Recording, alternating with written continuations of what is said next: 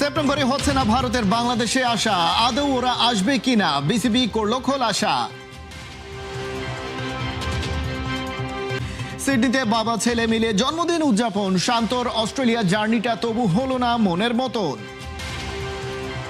অনূর্ধ্ব-20 দলের স্বপ্ন ভেঙে হচ্ছে খান খান, বাফুফে বুঝছে না ওদের ব্রিটিশ কোচ আসলে কি চান। লোকালদের নিয়েই বাংলাদেশের আসিয়ান কাপ দল ঘোষণা, হামজা শমীদদের ব্যাপারে আরো পরে যাবে জানা।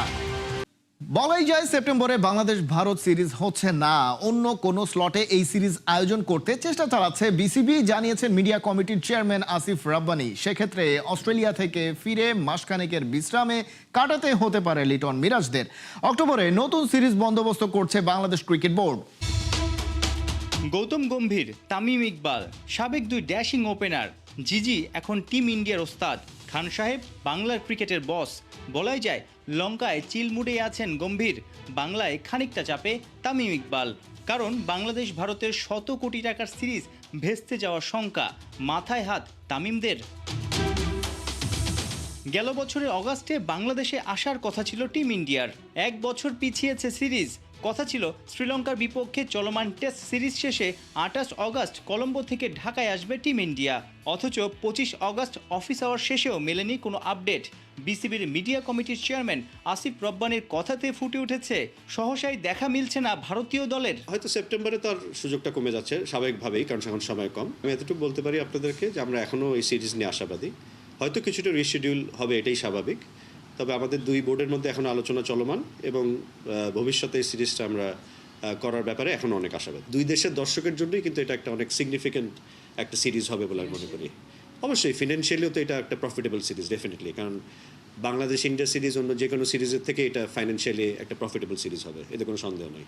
তো সেই জন্য তো বোর্ডের তরফ থেকে আপনাদেরকে এতটুকু বলতে পারি যে আমরা সর্বাত্মকভাবে চেষ্টা করছি যেন এই সিরিজটা কিছুটা রিশিডিউল হলেও যেন এটা আমরা এই সিরিজটাকে বাংলাদেশে আমরা যেন করতে পারি ইনশাআল্লাহ। শুধু কি বিসিবির লস?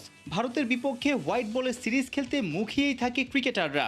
ব্যাট বলে জ্বলে উঠলেই আইপিএলে খেলার সম্ভাবনা জাগে। সেপ্টেম্বরে না হলে জানুয়ারিতে ভারতকে আনার চেষ্টা চালাবে বিসিবি।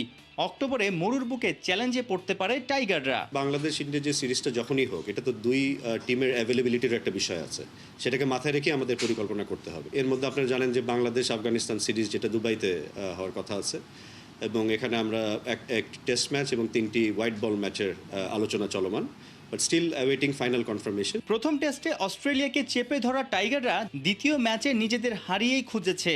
2 ইনিংসেই 100-র নিচে অল আউট হওয়ায় ব্যাটারদের নিয়ে সমালোচনা হচ্ছে, ব্যাটিং কোচও কাঠগড়ায়। প্রশ্ন উঠেছে, জাতীয় দলে ব্যাটিং কোচের রোলে বিদেশি কাউকে কি দেখা যেতে পারে? আমি এতটুকু বলতে পারি যে এগুলো নিয়ে কিন্তু পরিকল্পনা চলছে। আমাদের এক্স ক্যাপ্টেন, যিনি আমাদের প্রেসিডেন্ট, উনি নিজে একজন খেলোয়াড় ছিলেন, তো ওনার থেকে ভালো এই বিষয়গুলো তো আর কেউ বুঝবেন না, এবং স্বাভাবিকভাবেই উনি এগুলো নিয়ে আলোচনা করেন, যেটার আমিও পার্ট থাকি মাঝে মধ্যে। তো আমি দেখছি যে এগুলো নিয়ে একটা শর্ট টার্ম লং টার্ম পরিকল্পনা করেই কিন্তু বোর্ড আগামীতে এই ডিসিশনগুলো নেবে। সেপ্টেম্বরে ভারত সিরিজ না হলে মিরপুরে হতে পারে জাতীয় দলের বিশেষ ক্যাম্প। অস্ট্রেলিয়াকে হারিয়ে ক্রিকেট বিশ্বে তোলপাড় ফেলে দিয়েছে বাংলাদেশ। অ্যানালিস্টরা অবশ্য বেশ আগে থেকেই স্টাইলিশ সুপার পাওয়ারদের সাবধান করে আসছিলেন। টাইগারদের সাবেক পেস বোলিং কোচ বলছেন এই দলটার সামর্থ্য আছে আরও ভালো করার। সাউথ আফ্রিকার সাবেক ব্যাটার এবি ডিভিলিয়ার্স তো নিজের দেশকে টাইগারদের বিপক্ষে সতর্কই করলেন। কিন্তু টেস্ট চ্যাম্পিয়নশিপের এই সাইকেলে বাংলাদেশ নিজেদের জায়গাটা পোক্ত করবে পারবে তো? ডারউইনের এক জয়ে আত্মবিশ্বাস উঠে গেছে চূড়ায়। বাংলাদেশ ওয়ার্ল্ড টেস্ট চ্যাম্পিয়নশিপে টপ লেভেলে যাওয়ার জন্য করছে কম্পিট। অনুপ্রেরণা আবার যোগাচ্ছে সাবেক প্লেয়ার, কোচ, এমনকি বিশ্লেষকরাও। আর সেখানে থাকছে বড় নামগুলো। এবি ডিভিলিয়ার্স, শন টেইটরা এখন বাংলাদেশে মুগ্ধ। সাউথ আফ্রিকা সিরিজ জিততেই পারে বাংলাদেশ, সেটা এখন আর টাইগারদের ক্ষেত্রে অন্তত আকাশকুসুম কল্পনা না। এফটিপি বলছে প্রোটিয়াদের মাঠে পূর্ণাঙ্গ সিরিজ দিয়ে বছরটা শেষ করবে বাংলাদেশ। বছরের শেষ ম্যাচ বলে এটা স্পেশাল না, এই সিরিজে বাংলাদেশ খেলতে চায় জয়ের জন্য। র্যাঙ্কিংয়ে 6 নম্বরে উঠে আসার পর নাজমুল শান্তরা সাউথ আফ্রিকার বিপক্ষে জয় নিয়ে ফিরবেই আলাপটা তোলা হয়। ক্যাপ্টেন শান্ত জয় চাইবেন, সেটাই তো স্বাভাবিক, কিন্তু এক্সপার্টরা এখানে কি বলেন শুরুটা আতার আলী খানকে দিয়েই করা যাক। ক্রিকইনফোর এক প্রতিবেদনে তিনি বলেন, শান্ত যা বলেছে তা আমার কাছে সম্ভব ও রিয়েলিস্টিকই মনে হয়। তবে একটা বিষয় উল্লেখ করতে চাই, ওই 2টি টেস্ট ম্যাচে যদি আমরা ভালো ব্যাটিং করতে পারি এবং প্রতিটি ইনিংসে 350 থেকে 400 রান তুলতে পারি, তাহলে সাউথ আফ্রিকাকে তাদের মাঠে কোণঠাসা করে ফেলার জোরালো সম্ভাবনা থাকবে। প্রোটিয়াদের হারানোর কৌশলটা কি হতে পারে সেটার একটা ধারণা দিয়েছেন আতাহার। কত রান করতে হবে, কোন ইউনিট কেমন করলে এগিয়ে থাকবে টাইগাররা সেটা তিনি বলেছেন। তবে বাংলাদেশকে নিয়ে নিউট্রাল পয়েন্ট থেকে কথা বলেছেন প্রোটিয়াদের সাবেক batter ABD Villiers. South Africa এই মুহূর্তে সেকেন্ড বেস্ট টিম, ওদের বিপক্ষে ভালো করাটা সহজ না, কিন্তু সেখানেও টাইগারদের রাখেন ভালোর পক্ষে। আমার মনে হয় সাউথ আফ্রিকায় কম্পিটিটিভ ফাইট করবে বাংলাদেশ। এটা বিশ্বের সবচেয়ে কঠিন জায়গাগুলোর একটি, বিশেষ করে ব্যাটসম্যানদের জন্য। শুধু বল সুইং করে না, সিমেও মুভ করে, পিচে পড়ার পরেও মুভ করে। খুব বেশি খেলোয়াড় তাতে অভ্যস্ত নয়, আর দলটার মুখোমুখি হওয়াটা খুবই কঠিন। তবে সাবেক ব্যাটারদের বাদেও এমন এক পার্সোনালিটি টাইগারদের নিয়ে কথা বলেছেন যাকে একটু বেশি রেট করতে হবে। তাসকিন শরীফুলদের সাবেক pace bowling coach Shaun Tait Darwin টেস্টের আগে ভেবেছিলেন বাংলাদেশ সেখানে শুধু প্রতিযোগিতামূলক ক্রিকেট খেলবে, ব্যাটিং ইউনিটটাও বেশ ঝামেলায় পড়বে, কিন্তু সেখানে টেইটকে অবাক করে দিয়েছেন হাসান তামিমরা। আমি ভাবিনি যে তারা প্রথম টেস্ট ম্যাচটি জিতবে, তবে তারা যে দারুণ প্রতিদ্বন্দ্বিতা গড়ে তুলেছে তাতে মোটেও অবাক হয়নি। আমার ধারণা ছিল সাধারণ মানুষের প্রত্যাশার চেয়েও তারা বেশি ভালো লড়াই করবে। তাদের সাথে সময় কাটানোর সুবাদে আমি জানি যে তারা ভালো মানের খেলোয়াড়।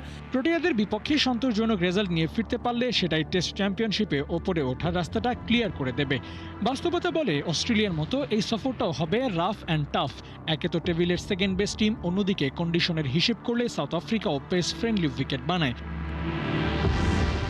তবে কঠিনের মধ্যেই আছে স্বস্তি, বাংলাদেশের বোলিং লাইন সেই চ্যালেঞ্জটাকে ওয়েলকাম জানাবে। অস্ট্রেলিয়ায় যেভাবে হাসান মাহমুদরা ডমিনেট করেছেন, সেই মঞ্চটা রেডি থাকবে প্রোটিয়াদের ডেরাতেও। সিডনিতে বাবা ছেলের জন্মদিন উদযাপন, অথচ ম্যাকাই টেস্টে আজ চতুর্থ দিনে নেতৃত্ব দেওয়ার কথা ছিল নাজমুল শান্তর, সেটা হয়নি। নাজমুল হোসেন শান্ত সিডনিতে নিজের ছেলের সঙ্গে জন্মদিনটা উদযাপন করছেন।